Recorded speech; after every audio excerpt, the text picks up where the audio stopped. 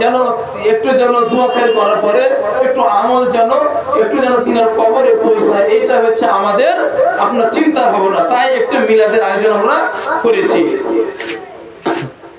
কিন্তু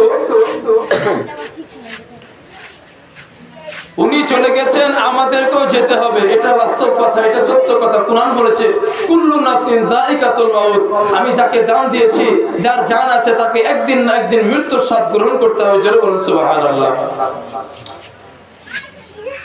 দুনিয়াতে আমরা বসবাস করি, দুনিয়াতে আমরা বসবাস করার পর দেখতে পাই আমরা সমস্ত জিনিস নিয়ে আপনার মতভেদ আছে। কেমন মতভেদ? যদি আপনার নবীকে নিয়ে বলেন, কেউ বলে মাটির তৈরি, কেউ বলে নূরের তৈরি। যদি আপনি নামাজ নিয়ে বলেন, কেউ বলবে হাত ছেড়ে পড়ো, কেউ বলবে হাত বেঁধে পড়ো, কেউ বলে হাত মাথায় বাঁধো, কেউ বলে হাত উপরে করো। যদি আপনি রোজা বলেন, রোজাও তাই।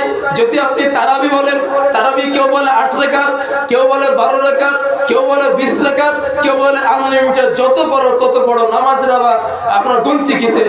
এরকম করে আপনি যদি দেখতে যান, সমস্ত জিনিস নিয়ে আপনার মতভেদ আছে, সমস্ত জিনিস নিয়ে আপনার মতভেদ আছে। মিলাদ বলুন, কিয়াম বলুন, আপনার যেমন আল্লাহর অলিগণ বলুন, সমস্ত জিনিস নিয়ে, কিন্তু একটা জিনিস ব্যতীত, আপনার একটা জিনিস বাদ দিয়ে, সেই জিনিসটা কি? সেই জিনিসটা হচ্ছে আপনার মাউত। জোরে বলুন সুবহানাল্লাহ। এই মাউত, এই মরণ, যদি আপনার হিন্দু হয়, যদি আপনার খ্রিস্টান হয়, যদি আপনার বৌদ্ধ হয়, যদি আপনার জৈন হয়, যদি আপনার ব্রাহ্মণ হয়, যদি আপনার মুসলমান হয়, যদি আপনার ফারাজি হয়, যদি আপনার খারাজি হয়, যদি আপনার দেওবন্দি হয়, যদি আপনার কাদিয়ানি হয়, যদি আপনার ফারাজ রাফেদাই হয়, যেই তরিকারই মানুষ হোক না কেন, যেই ধর্মেরই মানুষ হোক না কেন, কেউ বলে না যে আমার মৃত্যু হবে না। যেই তরিকারই মানুষ হোক, যেই ধর্মেরই মানুষ হোক, তিনারা একটাই কথা বলে, দুনিয়াতে যখন আমরা এসেছি, মরণ আমাদের একদিন না একদিন হবে। জোরে বলুন সুবহানাল্লাহ। এতটা যখন মরণ যখন আমাদের হবে, তাও কিন্তু আমরা এখনো নিজেকে পরিবর্তন করতে পারলাম না। আমরা যে আমাকে অন্ধকার কবরে পরকাল যেতে হবে, আমাদের ভালো মন্দ কাজের হিসাব নিকাশ নেওয়া হবে, আমাদের ছাড় দেওয়া হবে না। কেউ যদি কিঞ্চিত পরিমাণও ভালো কাজ করে থাকে, তার বদৌলতে তাকে আপনার পুরস্কার দেওয়া হবে। আর কেউ যদি আপনার কিঞ্চিত পরিমাণ যদি গুনাহ করে থাকে, তার বদৌলতে তাকে আপনার শাস্তি ভোগ করতে হবে। জোরে বলুন সুবহানাল্লাহ।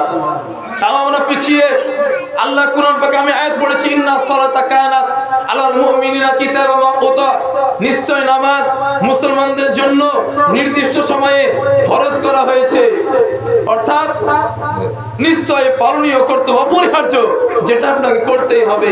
আজ আমরা নামাজ থেকে পিছিয়ে, আজ আমরা নামাজ পড়তে পারলাম না। আমরা নামাজ নিয়ে আজকে আমাদের গাফিলতি। আমরা কাউকে যদি বলি বাপ নামাজ পড়েন, বলে কি যে আমি ঠিক আছে এখন কাজ করছি, কাজের খুব চাপ গো বাপ, নামাজ এখন পড়তে পারবো, নামাজ কিছুদিন পর থেকে পড়া শুরু করব। আচ্ছা, কেউ কি জানে যে আমার মরণ আরো 5 বছর পর হবে? না, জানে না। আপনার নামাজ পড়তে হবে, কারণ আমরা তো দুনিয়াতে দেখতে পাচ্ছি যে আমরা আপনার 3 দিনকার ছেলেও চলে যাচ্ছে, 10 দিনকার ছেলেও চলে যাচ্ছে, আবার দাদু থেকে যাচ্ছে, নাতি চলে যাচ্ছে, তাই কি? তাই তো আমাদের কি করতে হবে? নামাজ পড়তে হবে।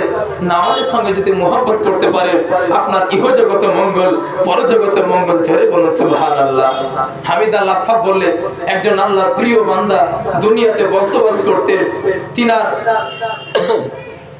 একটা ছোট্ট ঘটনা তুলে ধরবো, যে নামাজ পড়লে যদি কেউ আল্লাহর হয়ে যায়, আল্লাহ তার হয়ে যায় কিনা, সেটা একটু আমি যদি ঘটনাটা বলি বুঝতে পারবেন। হামিদ আল্লাহ, তিনি আল্লাহর জিকির আজকার করতেন, আল্লাহর নামাজ পড়তেন। এই করতে করতে করতে করতে তিনার কিন্তু আপনার দিন কাটতো। ঝরে বলুন সুবহানাল্লাহ। এই দেখুন ব্রাদার ইসলাম, মুআজ্জাজ সামিনে কেরাম, হামিদ আল্লাহ পাক নামক ওই ব্যক্তিটি আপনার নামাজ পড়ে, রোজা করে, সমস্ত ইবাদত করে, আল্লাহর জিকির আজকার করে, আল্লাহর উপাসনা, আল্লাহর আরাধনা করে, আল্লাহর যত কাজ আছে তত কাজ করে, বাড়ির কাজও করে, সমস্ত কাজ করে। এমন একটা দিন চলে এসেছে, যে দিনটা ছিল আপনার শুক্রবার। আমরা কথাই বলি যে কাজের দিনে শুক্রবার বলে, কি বলি না বাপ? আমরা বলি কাজের দিনে শুক্রবার। আপনার আপনার বলা হয়েছে সেই দিনটা ছিল শুক্রবার। সেই দিনটা শুক্রবার থাকার কারণে তিনার বাড়িতে সকাল থেকে তিনি দেখতে পাচ্ছে বাড়িতে আমার কোনো খাবার দাবার নাই। আমার তো মেলে আটাটা দেওয়া আছে, মেলে আমার আটাটা যদি না আনতে পারি, আমার ছোট ছোট বাচ্চাগুলো ক্ষুধার যন্ত্রণায় ছটফট ছটফট ছটফট ছটফট করছে। আমি যদি খাবারগুলো, আমি আটাটা যদি মেল থেকে না আনতে পারি, তাহলে আমার বাচ্চাগুলো ক্ষুধায় থেকে যাবে। জোরে বলুন সুবহানাল্লাহ। আবার দেখতে পেলেন আমার ছাগলটাকে খুঁজে পাওয়া যাচ্ছে না। হামিদ আল্লাহ বলছেন আমার ছাগলটাকে খুঁজে পাওয়া যাচ্ছে না। ছাগলটা যদি খুঁজে না পাওয়া যায়, আমি ছাগলটা যদি খুঁজে না আনতে পারি, ছাগলটা মনে হয় আর পাওয়া যাবে না। আবার আরেকটা কথা মনে পড়ে গেল, তিনার যে একটা জমি ছিল, জমিটা আপনার শুকনো খটখট খটখট করে করছে। আপনার জমিতে যদি পানি না দিই, পানি দেওয়ার জন্য একজন ব্যক্তি গেছে, আমাকে বলে গেছে হামিদ আল্লাহ ফাল, তুমি যদি পানি দেব মনে করো তো তুমি চলে এসো, তোমাকে পানি দিতে দেব। হামিদ আল্লাহ ফাল বলল আমি যদি পানি দিতে যাই, আমি যদি পানি দেওয়ার জন্য যাই, আমি যদি ছাগল খুঁজতে যাই, আমি যদি মেলে আটাটা আনতে যাই, আমার সব কাজ হবে। আজকে তো জুমার নামাজ, আমি জুমার নামাজ পাবো না। জোরে বলুন সুবহানাল্লাহ। এই তার চিন্তা ভাবনা যে জুমার নামাজ তো পাবো না, আমি এখন কি করব? আল্লাহ তো কোরআন পাকের মধ্যে বলেছেন ইন্নাস সালাতা কানাত আলাল মুমিনিনা কিতাবাম মাওকুতা, নিশ্চয় নামাজ মুসলমানদের জন্য নির্দিষ্ট সময়ে ফরজ করা হয়েছে। আমি এখন নামাজ পড়ব না, আমি দুনিয়াবি যে কাজগুলো আমার বাকি আছে সেই কাজগুলো করব? তিনি চিন্তা ভাবনা করে দেখলেন, তিনি মনকে বললেন মন রে, আমি তাহলে কাজগুলো অপেক্ষা আমি আগে আল্লাহর নামাজটাকে সম্পূর্ণ করব, তারপর আমি কাজগুলোকে সম্পূর্ণ করব। জোরে বলুন সুবহানাল্লাহ। এই জন্য তিনি আপনার কি করলেন, আপনার গোসল করার পরে, গোসল করা যখন আপনার হয়ে গেল, আপনার চলে গেল মসজিদে যাওয়ার পরে আপনার নামাজগুলো নামাজটা সম্পূর্ণ করলেন। নামাজ পড়ে আসার সময় উনি আপনার বাড়িতে ঢুকতে যাবেন, বাইরে যেন দেখছেন ছাগলটা বাঁধা আছে। জোরে বলুন সুবহানাল্লাহ। বাড়ি আপনার ঢুকে গেলেন, ঢুকে যাওয়ার পরে উনি আপনার দেখতে পেলেন ওনার বিবি যেন সুন্দর করে ফুলিয়ে ফুলিয়ে রুটি বানাচ্ছেন। জোরে বলুন সুবহানাল্লাহ। উনি তার বিবিকে জিজ্ঞাসা করলেন, বিবি রে, তুমি যে এরকম করে ফুলিয়ে ফুলিয়ে রুটি বানাচ্ছ, আমাদের বাড়িতে তো কোনো খাবার দাবার ছিল না, তুমি কোথা থেকে আটা গুলো পেলে, তুমি কোথা থেকে খাবার পেলে, তুমি কোথা থেকে আনলে?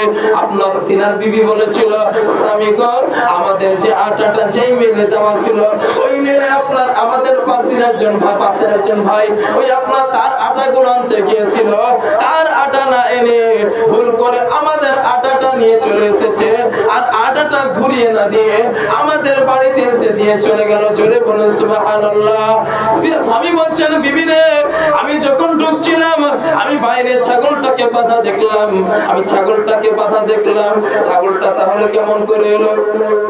বিবি বলছেন স্বামী গো, আমাদের যে ছাগলটা, আমি একটা আশ্চর্য ঘটনা দেখতে পেলাম। আমি কি দেখতে পেলাম? আমি দেখতে পেলাম যে ওই ছাগলটা বন থেকে যেন আগে আগে আমার বাড়ির দিকে আসছে, আর পিছে পিছে যেন একটা বাঘ চলে আসছে।